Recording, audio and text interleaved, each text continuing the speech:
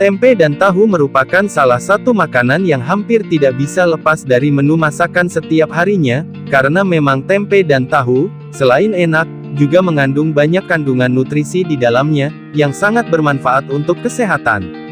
Selain itu, tempe dan tahu relatif mudah untuk diolah menjadi berbagai menu masakan, dan harganya pun murah.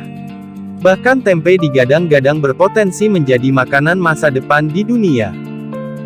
Tempe adalah makanan tradisional Indonesia, yang terbuat dari biji kedelai yang difermentasi dengan bantuan kultur kapang khusus yang disebut Rhizopus oligosporus. Proses fermentasi inilah yang memberikan tempe tekstur dan rasa khasnya.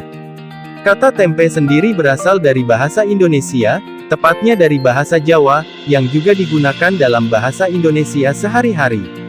Tempe sudah menjadi makanan populer di Indonesia selama berabad-abad, dan sekarang juga telah mendapatkan popularitas di seluruh dunia, sebagai makanan vegetarian yang kaya protein dan memiliki rasa yang lezat.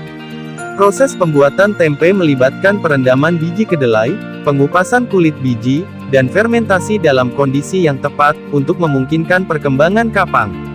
Karena Indonesia merupakan tempat asal makanan ini, dan telah menjadi bagian integral dari budaya dan tradisi masyarakatnya, kata tempe menjadi identik dengan makanan ini dan kini banyak diakui di berbagai negara, sebagai salah satu makanan khas Indonesia. Sedangkan tahu adalah makanan yang dibuat dari endapan perasan biji kedelai yang mengalami koagulasi. Tahu berasal dari Tiongkok, seperti halnya kecap, tauco, bakpao, dan bakso.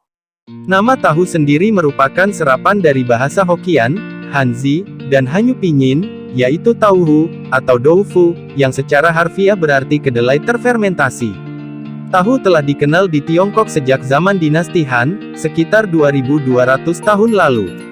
Penemunya adalah Liu An, yang merupakan seorang bangsawan, cucu dari Kaisar Han Gaozu, Liu Bang, yang mendirikan dinasti Han. Dari Tiongkok, teknik pembuatan tahu menyebar ke berbagai negara Asia, termasuk Indonesia. Tahu kemudian menjadi makanan yang populer dan telah menjadi bagian penting dari budaya kuliner Indonesia. Seiring waktu, Indonesia mengembangkan berbagai varian dan metode pembuatan tahu, sesuai dengan cita rasa dan preferensi lokal. Berikut kandungan nutrisi pada tempe. Tempe mengandung protein tinggi, dan rendah lemak. Tempe juga mengandung kalsium, fosfor, tiamin, vitamin B12, serta retinol yang jumlahnya jauh lebih tinggi ketimbang daging sapi. Tidak hanya itu, tempe juga mengandung karbohidrat, serat, riboflavin, niacin, asam pantotenat, piridoksin, dan biotin yang tidak ada dalam daging sapi. Dari kandungan di atas, tempe mempunyai beberapa manfaat untuk kesehatan, seperti di antaranya: sumber protein yang baik, mengandung antioksidan tinggi, sumber kalsium yang baik, sebagai menu diet, memenuhi kebutuhan vitamin B12, aman untuk pengidap diabetes. Berikut kandungan nutrisi pada tahu. Tahu mengandung protein tinggi, tahu juga mengandung karbohidrat, serat, dan lemak. Kandungan asam amino esensial, dan berbagai mineral, seperti kalsium, selenium, fosfor, magnesium, dan zat besi. Dari kandungan di atas, tahu mempunyai beberapa manfaat untuk kesehatan, seperti di antaranya: mengontrol gula darah, meningkatkan kekuatan tulang, memelihara fungsi dan kesehatan otak, menurunkan kadar kolesterol, menghambat pertumbuhan sel kanker. Itulah beberapa informasi mengenai tempe dan tahu.